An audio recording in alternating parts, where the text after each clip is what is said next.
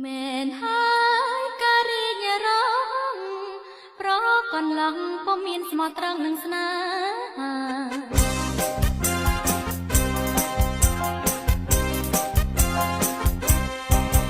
មើលការរីញរងមើលកន្លងរេរងមកចំតែក្រែមការមើលការរីញរង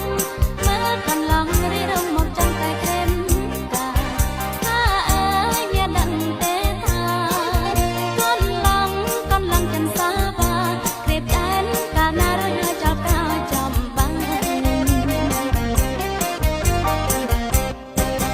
មើល